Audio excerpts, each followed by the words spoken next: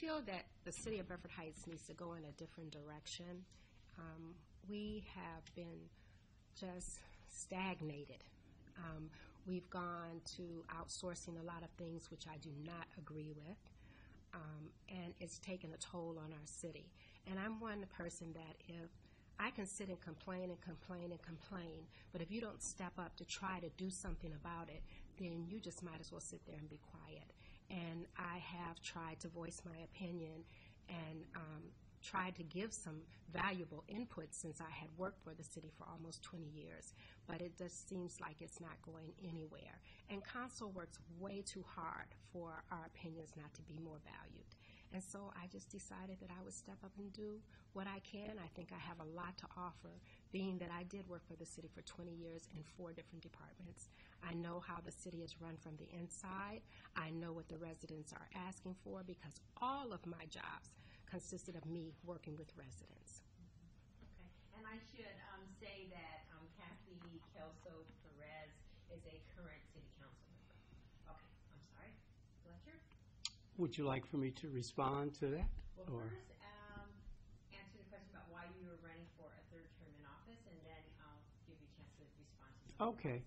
Well, frankly, I'm running for a 3rd term because we have unfinished business, and because we do not have anyone stepping up at this time with the amount of experience and understanding of the depth of running a city that will be able to carry on. We still have continued situations from what has been arguably the worst 8 years that we have had since the Great Depression.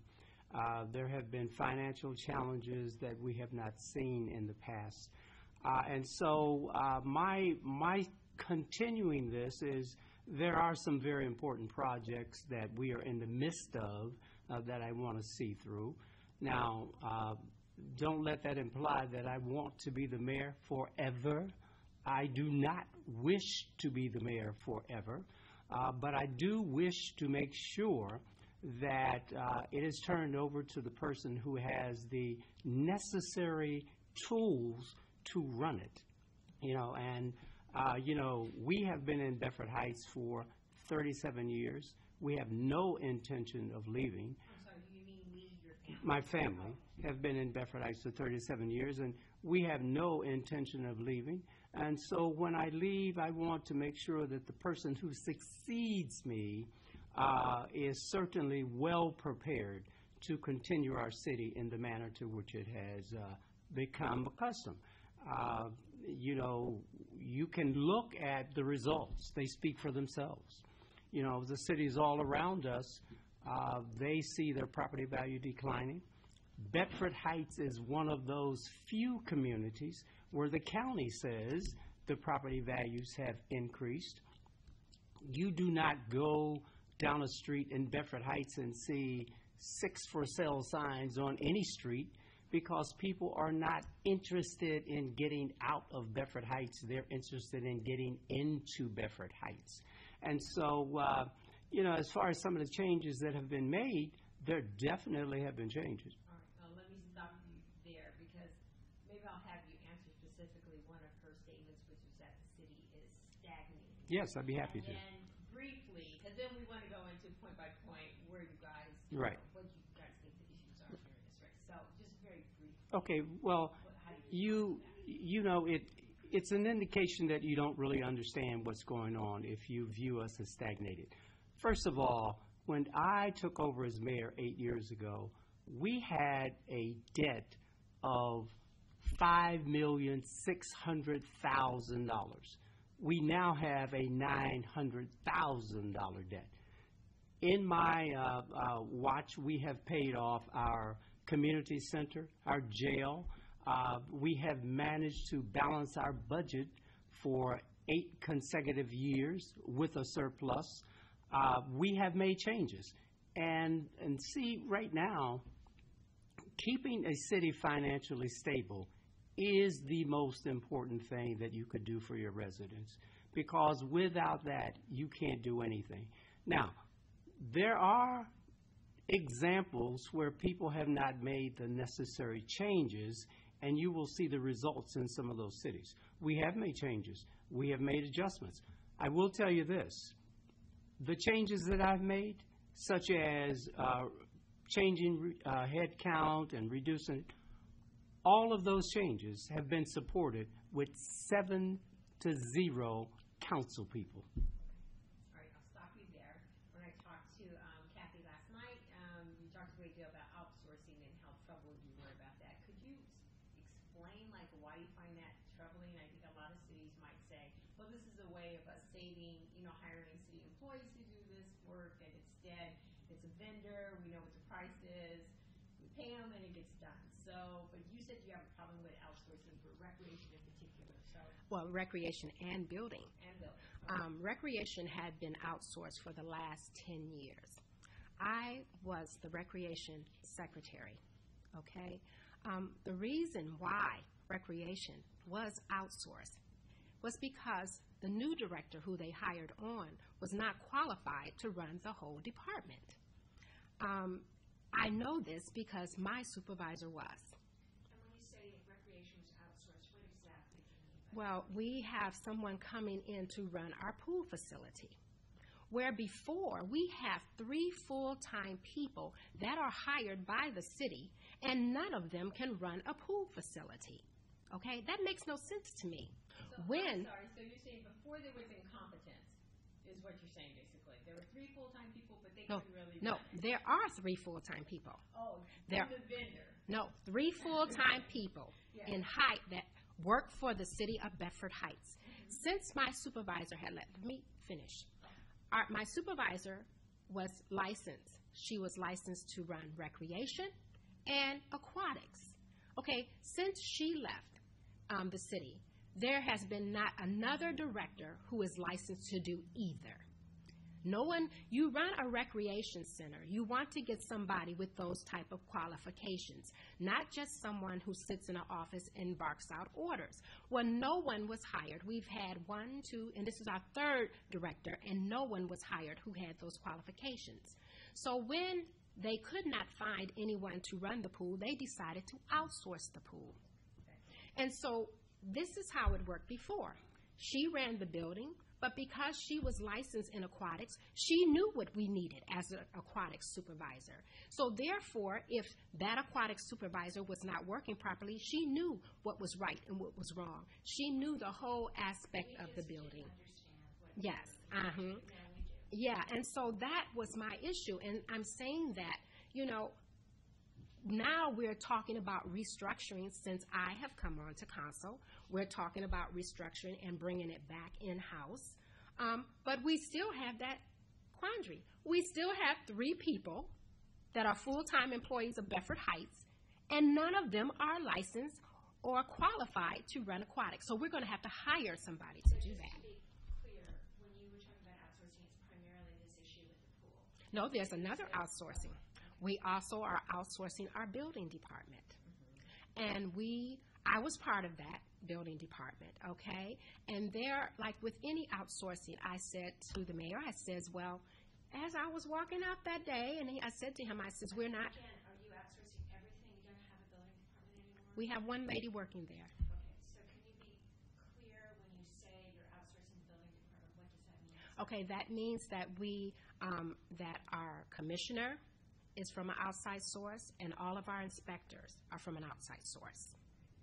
Okay, which means that if you have something, and we did, when I left, there was 2 girls in the department. Since then, they've cut it back to 1 girl in the department. If you need something, you have to always call in, and they service not only Bedford Heights, but they service other communities. You have to call in. When you call them in, you're very specific in what they're doing. So if they have something that they're going to, let's just say they're going to inspect your home, they go directly to your home because that's what they're getting paid for.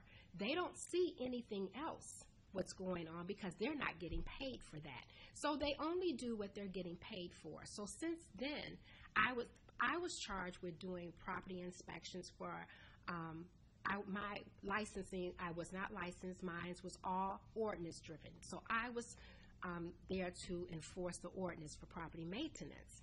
And so since then, as I've been campaigning, this is my second campaign, I can see that there has been no spring inspections. There are peeling houses, deterioration of homes, driveways. I can see this because I know what it looks like. And then when you bring this up and say, no, we need to bring this back in-house, because then they work for us. If they're on our books, then we can say, no, when you go out, you need to look at the whole city. When I went out, I looked at everything, no matter where I was going to. If there was something else going on that street, I didn't act like it didn't exist. And outsourcing is not, I think it's expedient, but it's not working. All right. Well, let's. So the first thing I want to make clear is that Kathie talks about a time 10 years ago when I wasn't even there. So I'm not going to take blame. I've been the mayor, as you know, for 8 years. So obviously what she's admitting is that some of that may have taken place prior to my arrival. The fact of the matter is, the only thing that's outsourced in the community center is aquatics, which is not unusual, which was done, as she admits, before I got there. So it wasn't something that Fletcher Berger dreamed up and made it happen. The fact of the matter is, to have an aquatic supervisor, you have to have someone with specific license and skills. You may not have that on your staff, and so it's easier, and I'm going to guess this is why the person who did this 10 years ago originally did it, because it's easier to get someone from the outside that's a professional, like Hastings is a professional company that provides this service to many communities, not just our community, as well as private facilities. Now, I don't know about all these people she's talking about, but I have a community life director who was there when I arrived. She is responsible for the overall operation of the place. I have a facilities manager who is responsible for the maintenance and overall upkeep. So you have to understand that, you know, certain people have certain skills. They don't operate in a silo. They're operating as a unit. Now, you know, so I'm not going to waste a lot of time trying to defend something that has been set up. I'm just going to keep reminding you that when these changes take place, council votes on it before they do. So let's move to the building department, and I'm going to make this as non-personal as I can, but that's kind of hard, because when 7-0 council members voted to change the building department, Kathie happens to have been a person in that department. So we reduced that staff by a couple of people, expanded the workload for the people who were there. Now, first of all, we have to understand, Kathie was in the building department. Now, Kathie talks about all of these places she's been. When I arrived, her job was switchboard operator. She pushed and pushed for me to give her a chance to go to the building department, which I did. But her primary function was measuring grass. She does not have, as we constantly reminded her, she does not have any kind of license that allows her to be an inspector, which was part of the problem. The inspectors that we have now, and the reason I and council went to this outsource, is because if you have one building inspector and they don't possess all of the license necessary, such as plumbing and heating and electrical and concrete, you're going to have to get somebody to come in and do that anyway when you have those kind of things.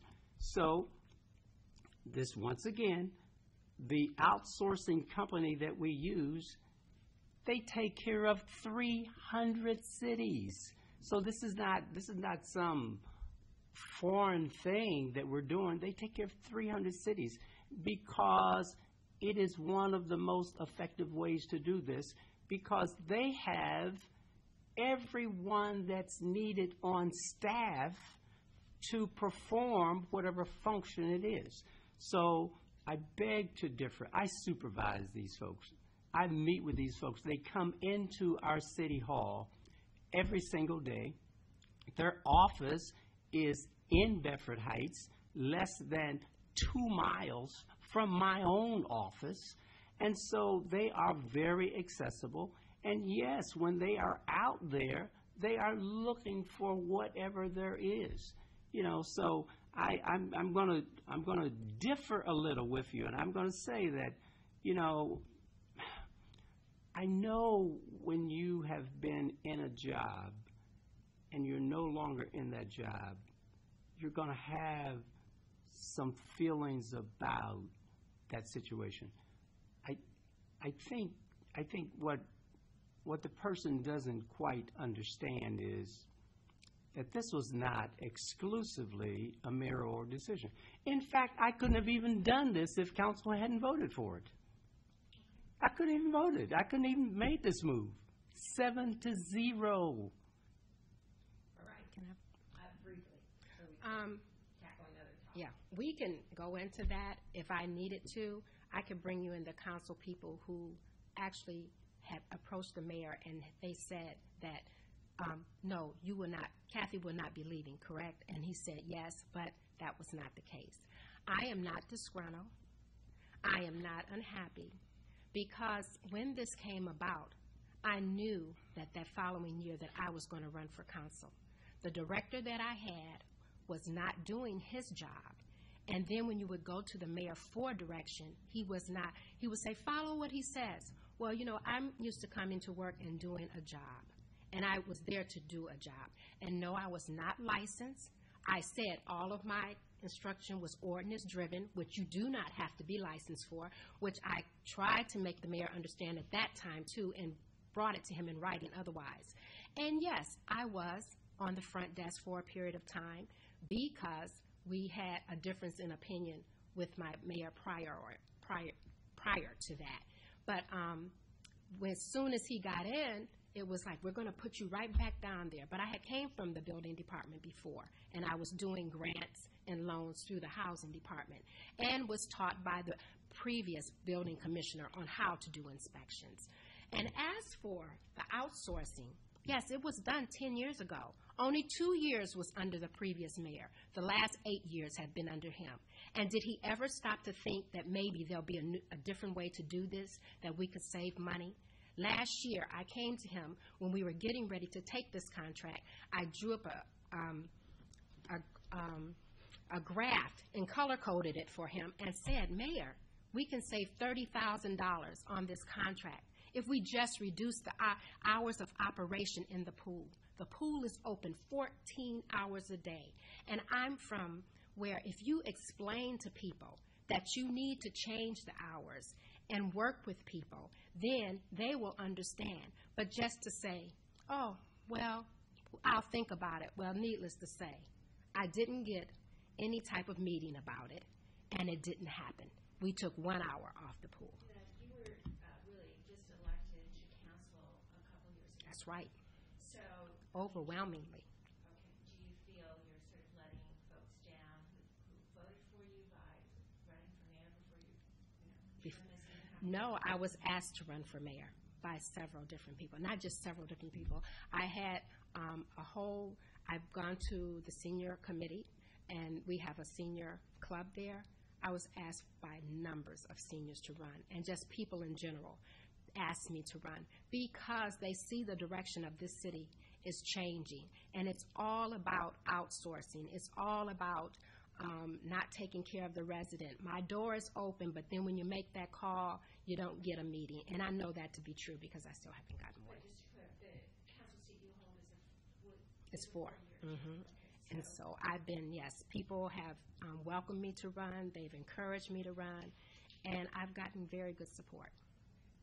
You also don't list currently not working, a council person. So as being that I'm currently not working, I get calls a lot. Our council is very busy due to all this outsourcing because they find that they can't call into the office with only one girl there. They never get a response until later on in the day. So council is very busy. And I love the way the mayor always says, council said.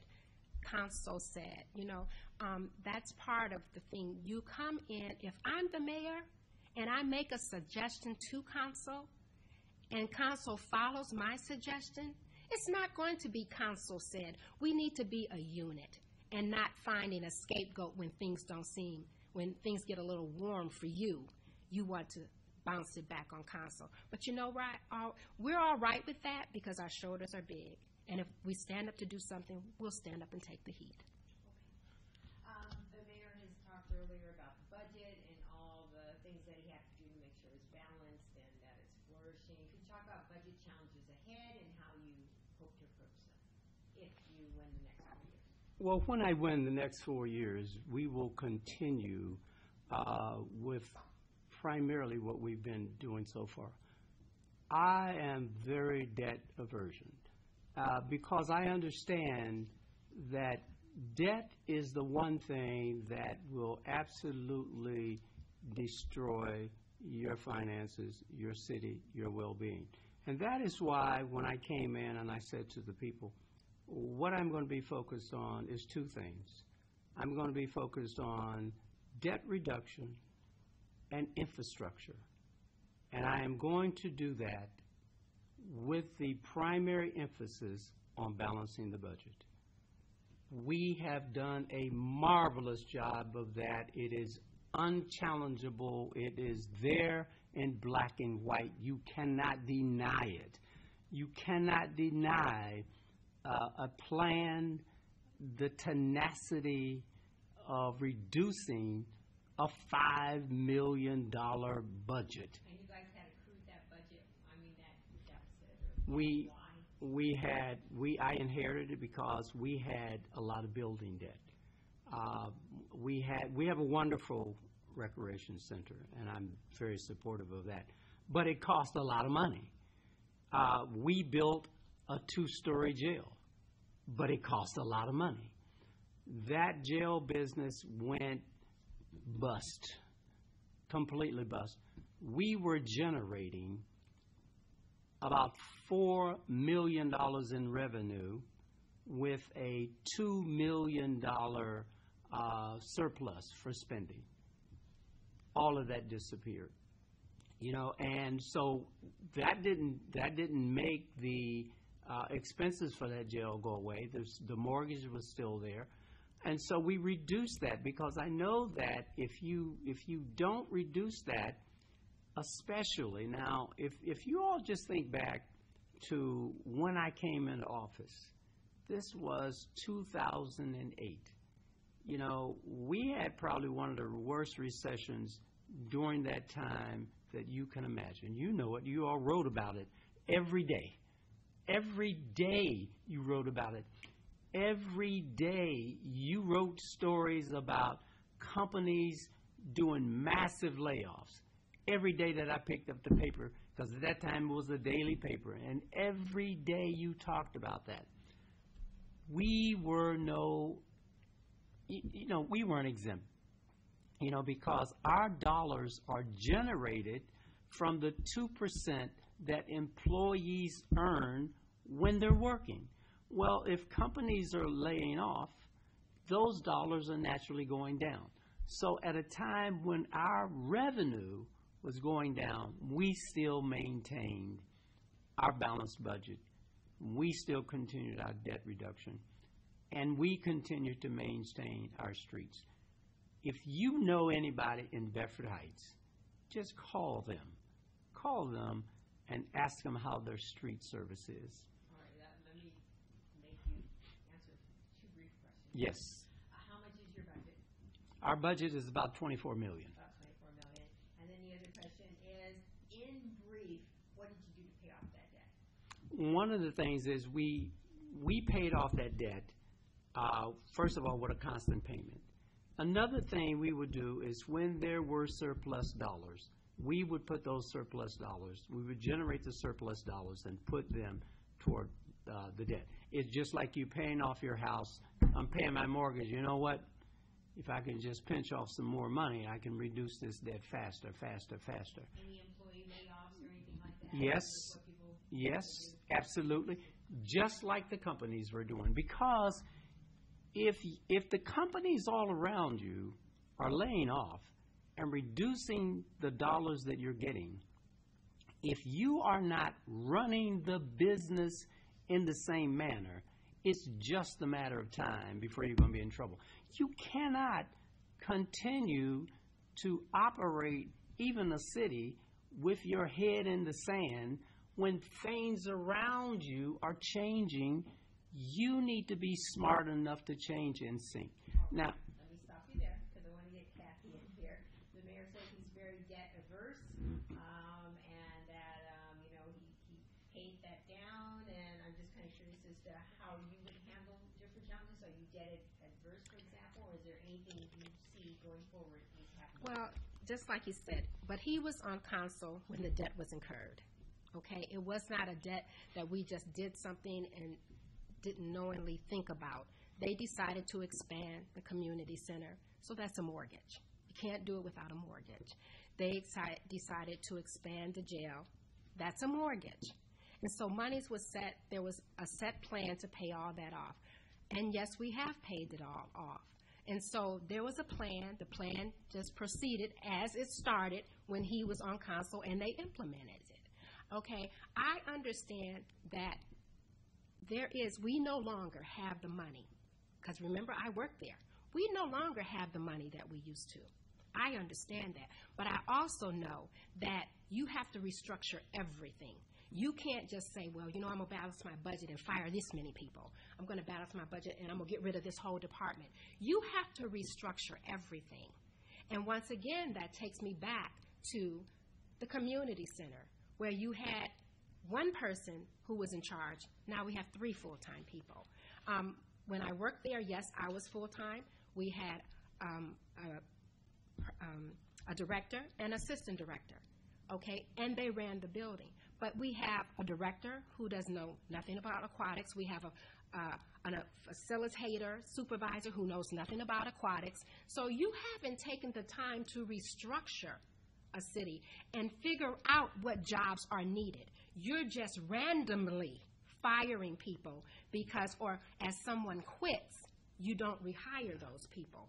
You have to restructure. You need to look at a department, every department, and we have, since I've been on council, I have gone to look at other cities. I have gone to look at other community centers. Our community center does cost us a lot of money. But then there's revenue that we want to bring in with the community center. We've been trying to get silver sneakers into our community center. I've been on council over 1.5 years now, and I know it's been going on for the last 1.5 years. Our residents, that's right, and no, not just seniors, it's for anyone, depending on your insurance company. And the insurance company will pay us every time you come through that door. And we've been trying to get this in our community center. The contract has been there, and we've turned it over to the mayor. For the life of me, we talk constantly about revenue. This is revenue somebody's willing to give us, but our mayor will not sign off. Our residents are going to other communities, taking those dollars out of our community into other communities. Our residents' insurance is paying Warrensville or Solon when they could be paying Bedford Heights. I want to follow up on this. It does seem like we've come back a lot to the 2 departments where you worked. And, I mean, would you be the mayor just of, recreation opportunities and building services? I mean, at least. Well, those are the most, these come up a lot. I'm actually on the committee for recreation, so that's why this is coming up a lot. And I'm also the chair for the building and housing. But no, I won't be just, and I've worked in the public works department too. So yes, I'm interested in infrastructure. I know that public works makes the city run. But where I worked there was 23 guys on. We may have, 10 or 15 now. I understand that we have to do more with less. But we also have to look at it. And you can't tell me that I'm going to get rid of 10 or 15 people and the city's going to function the way it used to. It's not. Everything has to be restructured. When you're bringing down the number of people working there, you have to restructure a whole department. And I'm willing to go in there and look at each department. Okay. Each department. Well, I guess what I'm getting at, it seems like you're more focused on the people rather than the bottom line. No, I am focused on the bottom line, but there is a cost of doing business. There's a cost of doing business. And so if you give me the choice between an aquatics director and a building supervisor, I'm going to take that aquatics director because I've got 2 pools to run. There's a cost of doing business, and you can't, if you try to run a city on just part-time people, that's why you have to restructure. You have to see who needs to be there full-time, who needs to be there part-time, and whether their jobs are crossing over or not. But you just can't throw up your hands and say, we're going to make everybody part-time, because you know a part-time person is always looking for a full-time job. And so therefore, you could be without somebody real fast. And so I am looking at the bottom line, but I also see other ways of doing that rather than just firing people, because you can't go and tell the residents that things are functioning the same way. You can tell them that, but it's not the truth. It's not the truth. So how much is the budget in the community center? I don't have those numbers right here, Mayor. You're on the committee. I know that, but how much is the Mayor, budget in the building I'm department? not going to go back and forth with I'm you just about asking that. questions. But you know, and see, this is the thing. Okay, I think she was going to forget that. No, this is the thing. See, we can go back and forth. No, but the just mayor's on the bottom line. And when council comes up with things to bring in money, such as Silver Sneakers, why hasn't he signed it? Okay. Okay. Can I ask you that point? Why have you signed Silver Sneakers? She says it'll bring in extra revenue. Well, let me respond to something else first. When you sit there and you tell me that you know so much about these departments and you can't even tell me what the budget is for the community center, I'm concerned. Because if you are that focused on this one place and you don't understand the finances for that one place, I want to know how on earth you are going to handle a police department, a fire department, a service department. We have a wastewater treatment plant. We have I have 10 directors. And I'm telling you, focusing on money is an important thing. Now, I will tell you, I so wish I had brought the numbers to put them in front of you.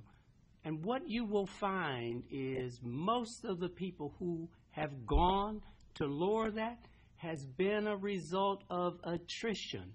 She talks about herself and one other person who got let go, but that's 2 people. How about, see, first of all, I want to tell you, I came from the corporate world.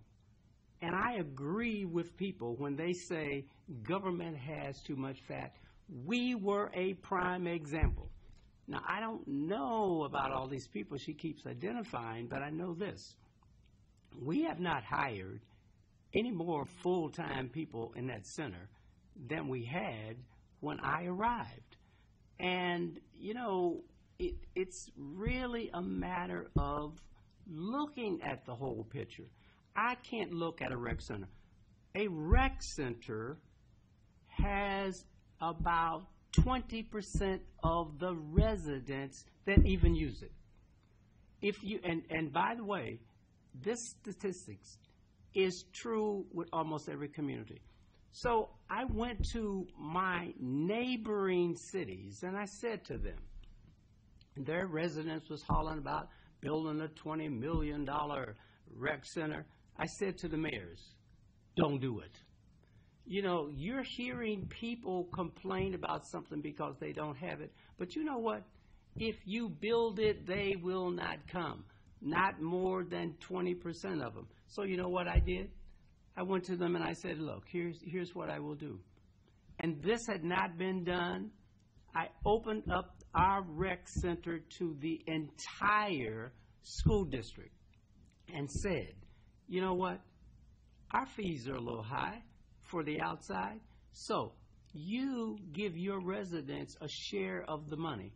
you will save tens of millions of dollars by not building a center and preparing an opportunity for them to have a state-of-the-art facility.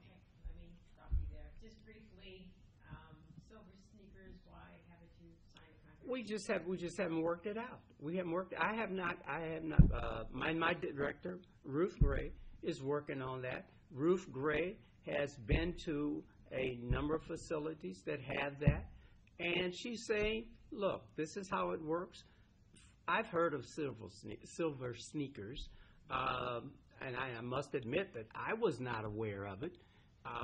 So she's looked at it. She says, hey, look, we can do this, but I got to tell you this, and I'll say this gently, because the rec center with 20% of our residents may be going there is not the biggest problem that requires my attention these days. So I leave a lot of that stuff to my directors to say, okay, we're ready, let's do this.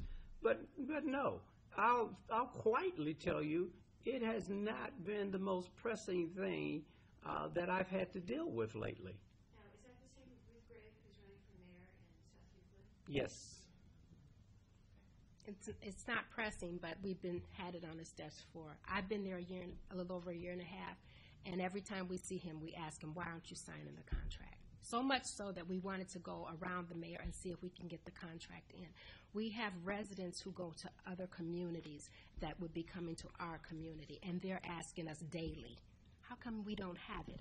And the mayor still, this is the first I heard, but we've already investigated it, and it's good for Bedford Heights. We don't know why he doesn't feel so. When you say we, you're referring to? The committees and the council, yes. And we don't. We feel that it's good for Bedford Heights. If the council feels that way, why doesn't it just pass? It can't pass without his signature.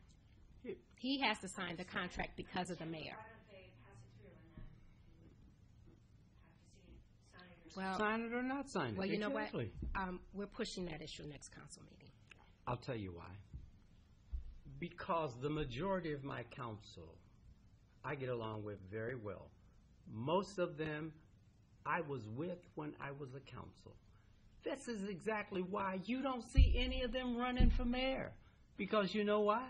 Because they've said, Mayor, as long as you're running for mayor, we're not going to run.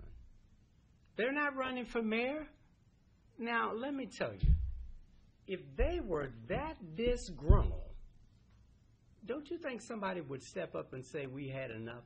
I'm not going to say. Okay, but on the other hand, Fletcher, you have to agree in a free country where there are elections every 4 years, you want someone to run, right? I do. Or not, right? And I have put that in writing to say, look, I do not desire to be the mayor forever. I'm telling you, I do not wish to be the mayor forever.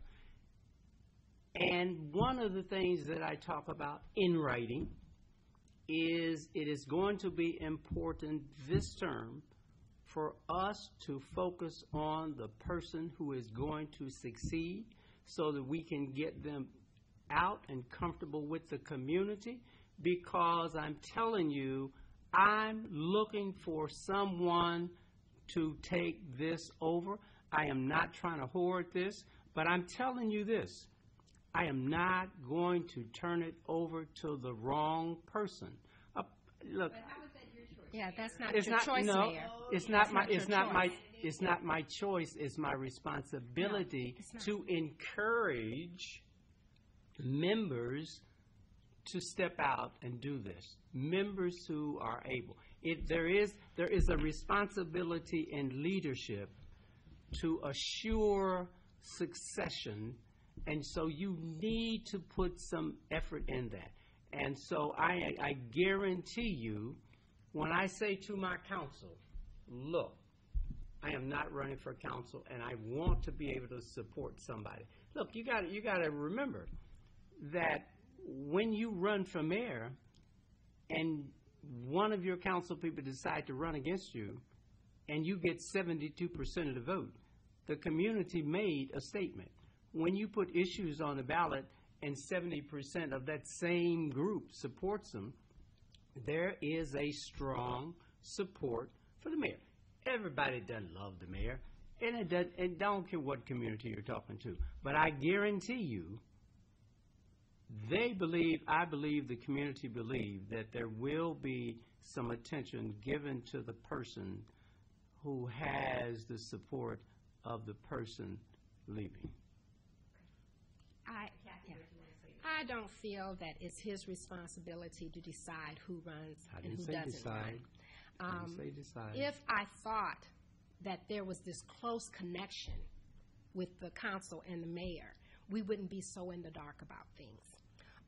We're his council when it suits him, but we're constantly, when you think you've taken one step forward, you got 2 steps backwards.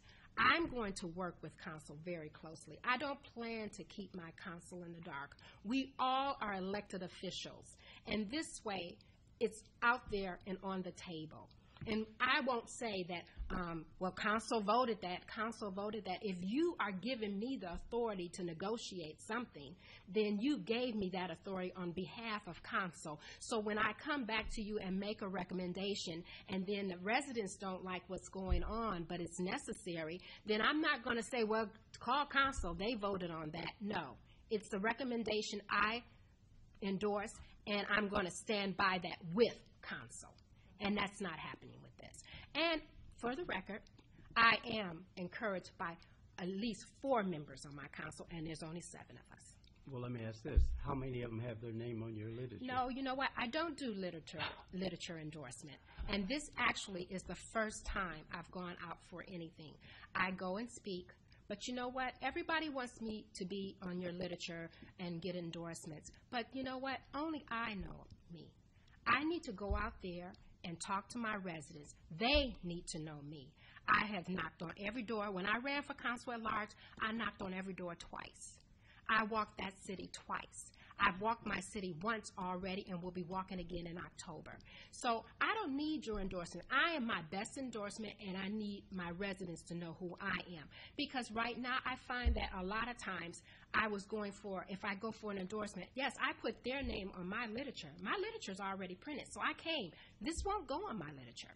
But their name goes on my literature. I got no donations. So, but that's all well and good, because when I decided to run, I raised money through the community. They said, Kathie, give a fundraiser and we'll support you, and that's what they have done. Okay. And I just wanted to say for the record, this is a city of about 10,700 people, in case people are wondering how many Exactly. have to knock on. But I'm just... Which I have also done, by the way. I've been through the whole city multiple times. Okay. You guys are both running the vigorous campaign that you should be. So Yeah. okay. Could I say one thing, please? Briefly. Would you please flip my card over? And Kathie talks about endorsements are not important. That's a list of a few of the people who have endorsed me. Here's why endorsements are important. Because every mayor that surrounds our city has endorsed me, because they understand none of us are in a silo, and it's important to have the right person running the city next to you. That's why every one of the mayors that's on the school board has endorsed me. That's why state reps and the state senator, that's why the AFL-CIO. See, because endorsements are important. Your endorsement is important, and I'll tell you why your endorsement is. If she don't want it. Okay, I'm going to stop. I didn't say they weren't important. I just said they weren't for me. Okay, very good. All right, let's stop with endorsements. Well, let's stop and give it to me. We can go home. All right, Fletcher, you talked about regionalism a little bit when you talked about being endorsed by various mayors nearby. When I talked to you, you said that you also wanted to get more cities, 5 more cities into your brand new regional dispatch. Can you talk about why that's so important to you to see more cities there and how you hope to do that? Yeah, look, the only way these cities are going to survive is by collaboration, regionalism, and sharing things. We can no longer afford to operate in silos. We built a state-of-the-art 911 emergency center, and I am the president of the coalition and the council of governments that run that. So I have an added responsibility. It was a vision of mine and my police chief. So we went out and got the money, all of the money, the $3+ million. We got it through the grants. We built the center, and we brought the cities on as partners. We brought 4 cities on. We have 4 in there right now. When we built this out to accommodate about 9 communities, depending on the size, because the state as well as the county are focused on reducing the 911 centers. We got 59 communities in Cuyahoga County. We had 42 of these centers. Their desire is to go down to 8. So my desire was to be one of those 8 centers. And so we built ourselves to become the Southeast Area Regional Dispatch. Now, we've built it. We've been up with 4 cities since June. We still have a lot of work to do because when you go to a city and talk to them about shutting down their 911 center and allowing you to provide that service, now some people may call that cities outsourcing, and in a way it is. But when they are spending $500,000 to provide a primary service to a community, they gotta find a way to cut that cost. I'm going to talk about our good friends in Maple Heights, because Maple Heights is one of those cities. Maple Heights is in bad shape financially. So they need to be able to provide the same safety and what have you for their citizens. So we give them an opportunity to come into our regional center, get more efficient, better service, at a cheaper cost.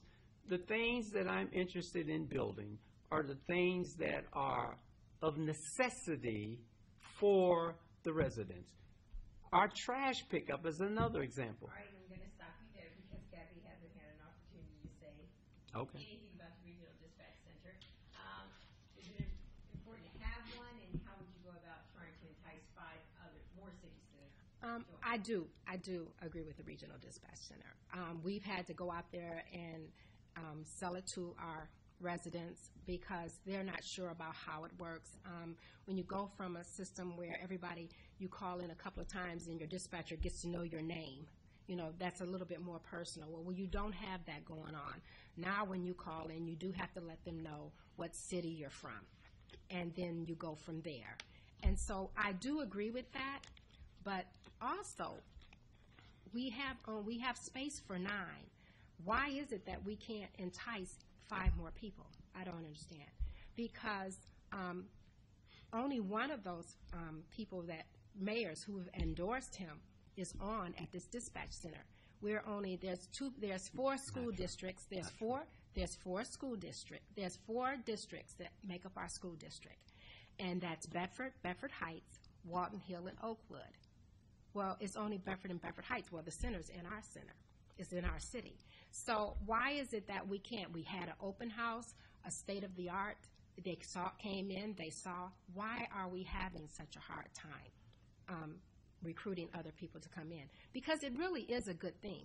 So, yes, we need to look into that. Why is it such a hard thing to get them to decide to come in? I'd be happy to answer it. I'm going to get back to you, but that doesn't really answer the question. If you're mayor and you inherit the center, how are you going to go about getting those spots? Yeah, I would go to them personally because I don't know. Is it something that we're saying, something that we're doing because our mayor is in charge of it and our city runs it? Are we going out finding out what their needs are? Are we, what is it that we're not doing, what we're not providing to get them to come in? What are we not saying? Briefly, what do you want to say? No, what I was going to say is we built this thing from scratch. It was a community room with nothing in it. It is the most technologically advanced 911 center in the state. Now, this is what I did in the corporate world. My background is information technology, and that's why I was so eager to be the lead on this. So what we did is it took a lot of work to get this built.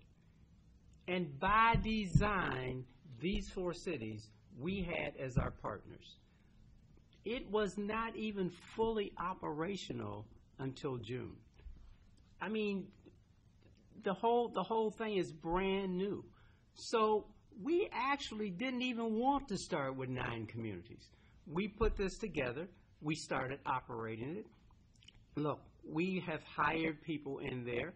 We need to make sure that we have procedures in place. We have any kind of safety fallback in place. So there is no question. We're talking to 2 communities right now. See, the problem is everybody doesn't know everything that you're doing, and so they make assumptions. But I can tell you, when you can give somebody service and cut their costs by 20%, and their city is losing money, believe me, they're interested. Now, did you say earlier that Bedford Heights, your city, is the one that runs the facility? Well, not exactly. Not exactly. We run it as a council of governors. So the 4 cities, who all, by the way, did endorse for that school system, by the way.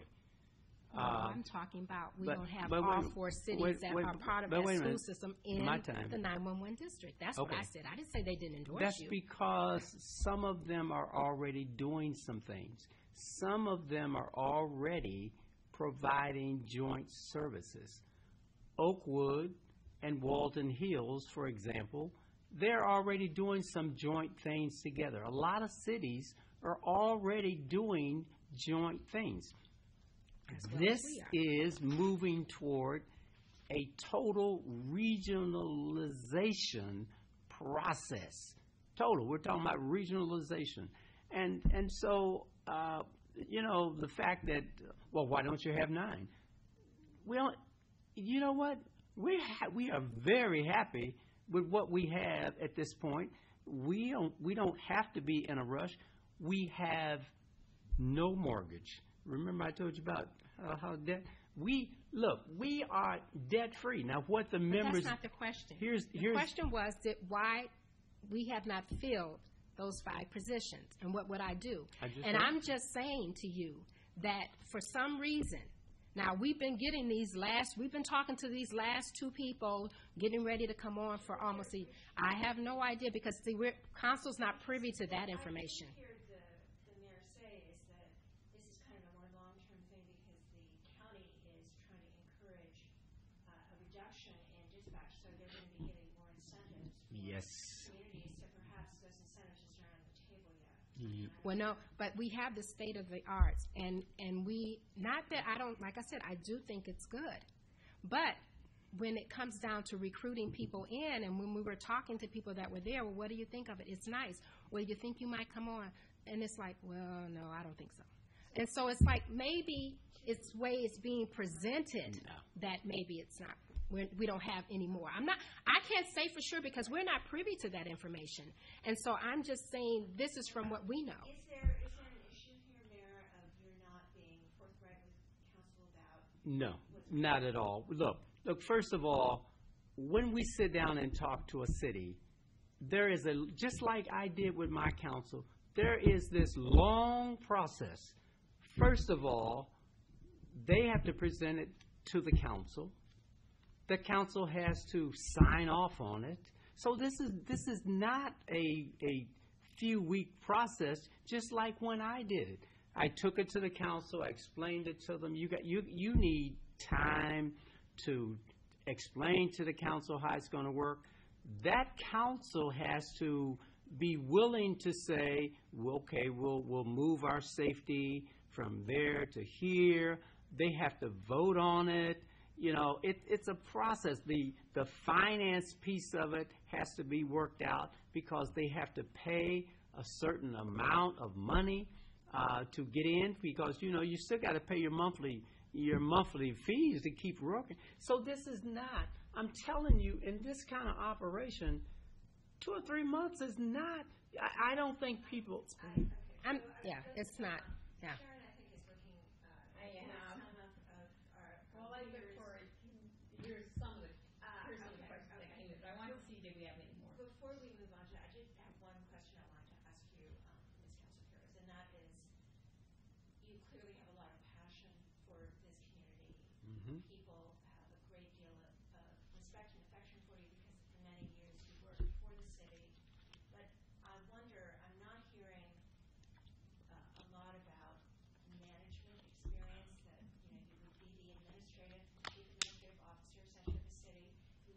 responsible for the budget, and it does appear that Mayor Berger has been a very good steward of the city's finances.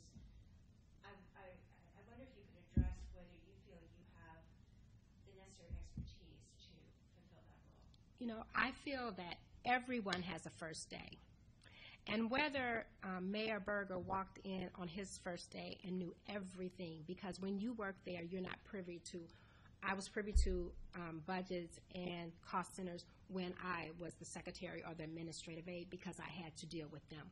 But in my last few positions, I did not have to deal with those. So I knew what the money we had to spend and what, that's why I said I knew we had a lot of money. We had a lot of money, but I also know that that money's not there. So, you know, there's a first day for everything.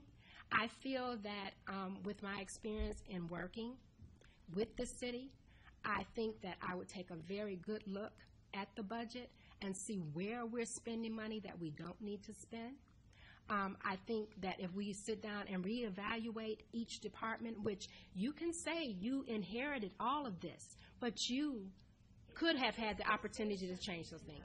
Since you are running for mayor, that you haven't done this already, that you haven't looked at the budget or come up with Oh yes, I have looked at the budget. There are things that I see that we, you know, we're having situations. I said to the mayor, I said we need to look at longevity. Our city still gives longevity. And I said, you know, we're paying out a lot of longevity, and our longevity is based on how much you make. And we're paying it on every pay period, not just once a year like most cities are paying. And I said, you know, we need to look at maybe capping our longevity. And so he says to me that that was PERS driven. And I looked at him and said, no, that's ordinance driven. So I'm looking at the budget, seeing where there can be changes, where we can find money, and those things were never looked at before. That's why I said I've looked at departments, I've looked at the budget. Why do I know to look for these things? Because I receive these things, and I know what a toll they're taking on this city. And so I've looked at all of this. And like I said, yes, he comes from what he considers the corporate world, and that's fine. But I come from Bedford Heights, where I've worked there. I know what we could do, what we used to do, and what we no longer can do. I know that when you ask for participation I will ask for participation from my businesses. You know, I will look at my departments and find out, because I need to start in every department to see whether a cut needs to be paid, whether a cut needs to be made, or whether something needs to be added, and whether something needs to go. You just can't start cutting or doing things carte blanche just because. And yes, I have looked at the budget, and there's things that need to be restructured in our budget. Well, you know, it's difficult to convince people that you know that much about the budget when you don't know how much the budget is for your own committee on one department. Well, Now, Mayor, doesn't it change? I mean, as we spend money, the budget changes from month to month. No, you approved a community budget. You are on that committee. I don't have the numbers, but Mayor, but you know what? That's okay, fine. I'm gonna forget that. Let's forget because that. It's, you know, you're talking about where I would make decisions, and you're talking about have I looked at the budget and are there changes that I would make? Absolutely. But I think that the mayor did want to respond to. That's fine. Now, may I? Oh, sure. Okay. Here is the thing. I didn't walk into City Hall having been the mayor. That is absolutely, and no one does. But there are certain qualifications and experiences that prepare you for any job. What I did walk in with was a bachelor's degree in business and accounting, so I understood how to read budgets. What I did walk in with was corporate experience where I had managed hundreds of millions of dollars, where I had been involved with, just our department alone had about a $300 million budget in our information technology. What I did walk in with was experience managing people in a multiple state operation. What I did walk in with was 10 years on council, most of which was on the finance committee.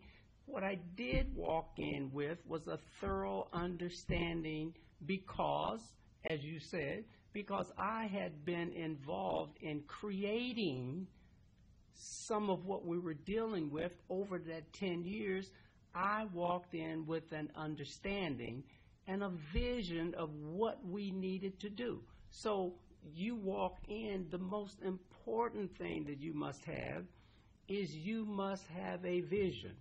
And then you as the leader must be able to articulate that vision to your department heads and your residents to the point where they can buy into that vision and help you implement it. It's that, of course you don't walk in experienced as the mayor, but you got to walk in with something. Look, I have been on, I don't know how many flights. I don't know how many flights I've been on, but that don't qualify me to fly the plane. Now, Gee. we are, and I know we started a little late, but we are running short of time, and I think we did want to get to some of your queries, either just that one. Yes, but he has fun, so I'll pick and choose. Someone by the name of Bedford Heights resident submitted some questions. I'll start with the easiest one, I think, for you guys. Kathie, loud noise from cars is a major problem in the city. How will you address unruly behavior? Well, we do have a noise ordinance, but like anything, you have to, when you have that happening, the person does have to be there. You can call the police, they will come out, but if they've already gone, it's nothing that the police can do. So it is hard, just like we have a problem with speeding, like all cities. So we're addressing it the best we can, but we do have ordinance to address loud noises, especially if it's right next door. Well, I'm very glad you asked about that one because that was one of the ordinances that I authored in 1996. So I say that to say that noise is not new. Noise goes on, but we are very clear in Bedford Heights in what we will go for and what we won't go for. And when we're able to address that, that's exactly what we do. You can say to me, noise. Now, here's the way I have addressed it. What I know about people is they're creatures of habit. So if I have a young man on a particular street that's riding down the street blasting their radio, and they live somewhere in that area, they're going to do it more than once. So what we do is when we get these calls coming in, we will typically alert the police in that zone that, hey, I'm getting complaints about so-and-so, this is going on. We kind of think they live around in this area. Keep an eye on them. So we don't just say, well, noise is everywhere and do nothing about it. We actually have a plan where we address that. Okay. All right. Thank you. Mayor, this one is, well, I'll start out with you. It's kind of long, but in 2010, Recreation Director Ruth Gray lied during a discrimination lawsuit lodged by a former city employee. And I found in a clip that the city employee actually did win her lawsuit, her discrimination lawsuit, right? Mrs. Gray's testimony and actions leading to the lawsuit were pivotal in the $1.83 million judgment against the city. My question is, why is Mrs. Gray still employed by the city of Bedford Heights? Well, first of all, that young lady involved in that was a situation like some others that had gone on even before I got there. I just happened to wear the jacket at the time that they all came down. And we did end up in court. And by the way, make it clear, that did not cost the city $1.8 million. Was that number knocked That's, down? no, that's insurance. Mm-hmm. So insurance. So we did. So So I don't. Sounds like they're not clear that we didn't actually pay the money. But that was an issue that was going on for a long time. And there were problems, I think, with the previous administration, with the employee, with the mayor, the previous mayor that was there. It came up on our watch. We ended up getting it settled. If that was the only issue and we didn't have any any hard evidence to say you were singularly responsible for this. You, Ruth Gray, you were singularly responsible. So we didn't retaliate against this person and say, as a result of this, you're fired. But I think that the question was whether she was untruthful, whether she lied. I mean, I don't know anything about this case. I don't believe you'll find anything in that report you just read that supports the fact that she lied. I would love to hear who read that report that says you lied. You are not going to walk into a federal court and lie. If you do, I'm not going to be the one that you're going to be dealing with. Believe me, you all understand how that works. You are sworn because she was the person that had, the most knowledge about it. I walked into it, but she had the most knowledge. They swore in. They took her testimony. The other attorney had time to find out what was going on. If she had lied, believe me, I'm sure they would have dealt with her. So I don't know she lied. I would not sit here and say she lied. I don't know who that person is. I don't know where they get their information.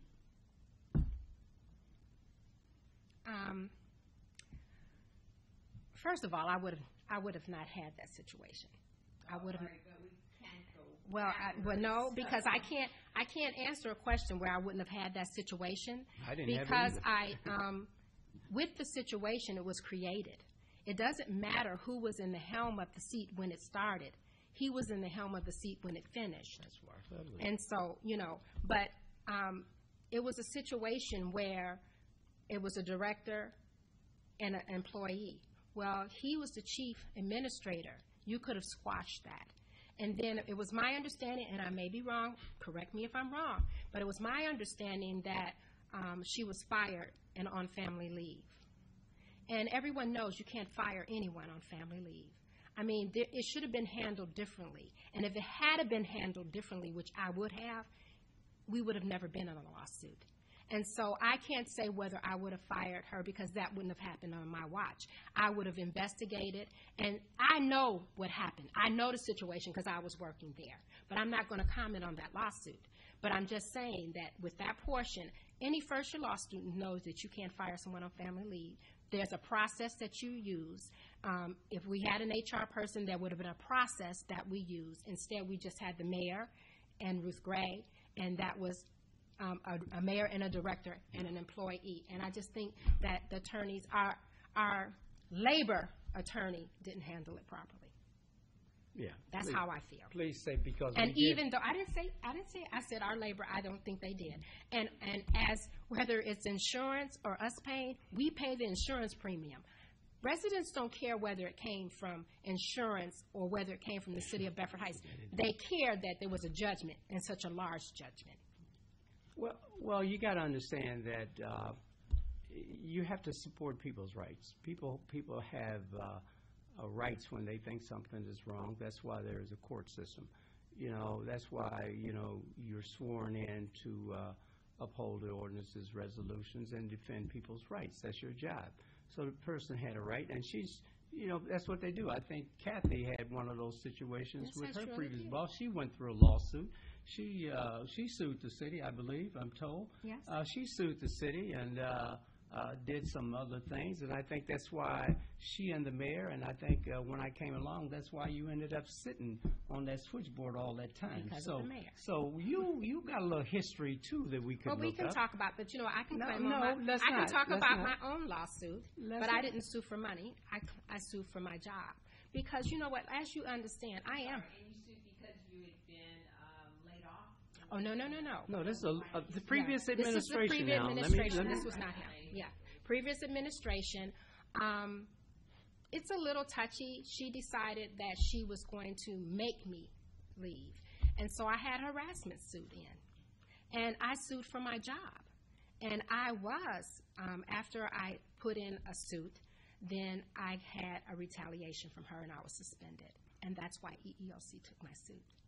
And so I sued for my job, and then they said, well, you need to give her a job. So my director had retired.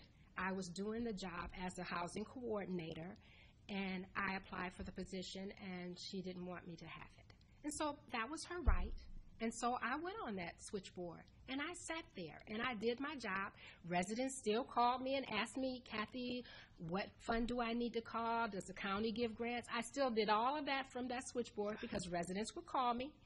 And so, you know, I don't have a problem with that. That's why I know that it could have been handled differently. You know, our labor attorney then, instead of him, I handled my own suit, and I won it. But the labor attorney, like I said, you don't fire someone on family leave. We have quite a few lawsuits there.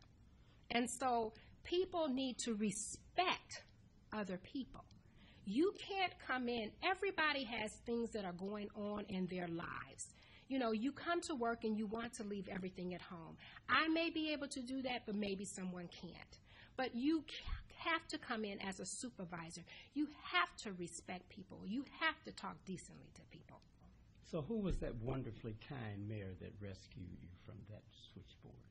Well, it didn't seem like you were too kind. Just a few minutes ago, you were saying that I was up there on the switchboard and doing nothing.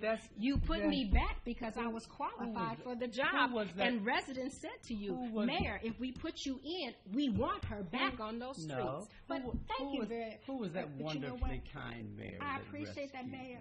But you know what? I'm going to tell you another story. Because the mayor, bless his heart, because when I was thinking about running for council, I had a director who was not so nice.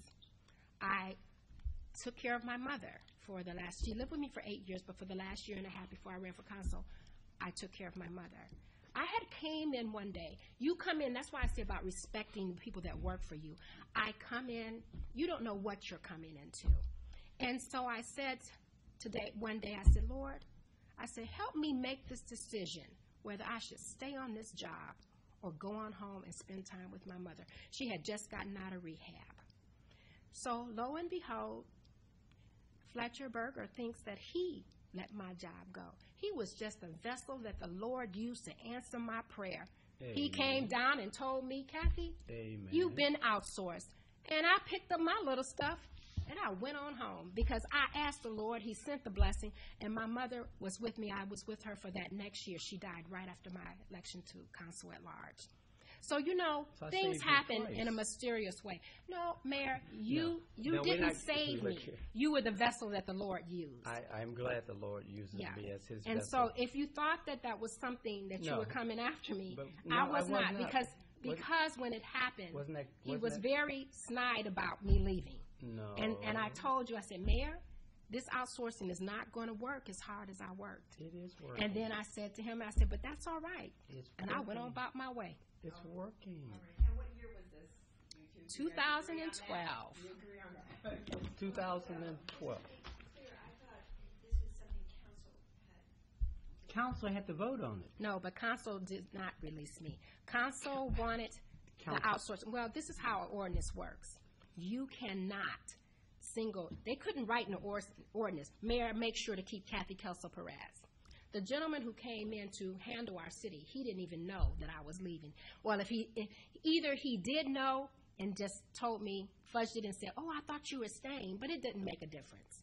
And soon as the council found out, well, now he's already released the director, the commissioner. Once you have no commissioner, you've got to find somebody to make your department legal. And at the time, if I was such a bad inspector, at the time we had one commissioner and we had no inspectors. We had no licensed inspector except the commissioner. I was an ordinary. Well, Mayor, look at my job title. It said property maintenance inspector. So I was what I was. You have no license. No, I was ordinance driven, and even he doesn't. But we all know for the last 10 years, the mayor doesn't know what's going on. Exactly. But you know, it was fine. It was outsourced, so council could not write in my name, and so. But they were shocked and they came to me and said, "Well, my understanding is two of our councilmen went to him and asked, why did you get rid of her? You told us." But that's what they told me. Fortunately, we have very good council minutes. Mm-hmm. But that was a private meeting. Fortunately. But you know what? Like I said, I'm good with it because I had asked for a blessing, and I got that. Okay. Well, on that note. Kathie, could you give your final pitch to some resident who you knocked on their door and they want to know who you are and why they should vote for you, and it has to be brief because they're very busy people and they need to get back to their lives. So, why you over Fletcher? I have been with the City of Bedford Heights. I have been employed by the City of Bedford Heights for almost 20 years. I have lived in the City of Bedford Heights for 33 years. I am an involved resident as well as an employee of Bedford Heights. The changes that you see are going on are only going to get worse. We have to stop the outsourcing. We have to bring things back in-house. We have to revamp our departments and find out what works and what does not work. And we just have to get on with the business of doing business. We have to reach out to our residents. We have to bring them in, and they want to be involved. We have to stop shutting them out. There are programs they're asking for, and they're willing to do the work to get them in there. But the mayor has to be the one to say yes. You know, I'm committed to the change in Bedford Heights. I'm committed to working hard. I have a passion for that. You have my commitment. I need yours.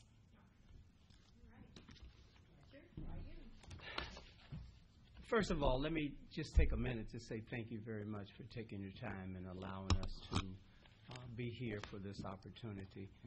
And I also, I certainly want to say thank you to the newspaper for giving me their endorsement in the past. I don't take that lightly, and I appreciate it. And I'm here because I'm asking you for it again. And I would like for you to join with all the people who are agreeing that I should remain there, as well as the citizens. But your question, the answer to your question, this is why I am going to be reelected.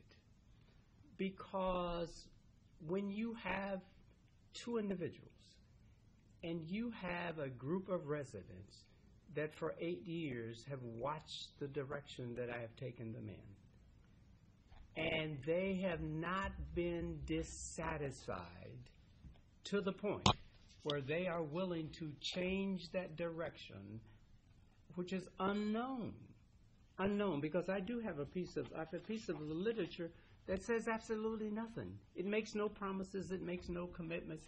It tells you nothing. I know she's going to try to put something else here's out. the other piece, but just wait, in case but you wait. don't have that. No, I'm sure I get it all. Don't worry about that. Mm-hmm. But here's the point. People are smarter than we give them credit for. They understand what direction they are going in. Why on earth would more than 50% of the people go off in an unknown direction for no apparent reason? I mean, you can't really give them any reason why, and this is what I say to them. Ask for reasons why you should make a change. Now, for you sit there as two residents, and you see both of us. No one gives you any reason why you're going in a terrible direction. Now, what I do say to them, what I do put on my literature, and what I'm very vocal about, is as long as I'm the mayor, we will not live in a broke, falling down city. And they want that. They want those good services to continue, and they know the only way I can continue those services is to ensure that they have a financially strong city. And that's what they have. Property values are increasing. Policemen are on the job. I just swore in 2 new policemen within the last 3 weeks. The police comes when they call. The emergency comes when they call. Snow is removed faster than they can fall on the ground. I'm telling you, they will tell you. So I believe that the vast majority of the people will want to continue in the direction that I've been taking them. And they are very clear on that direction and have been for the last 8 years.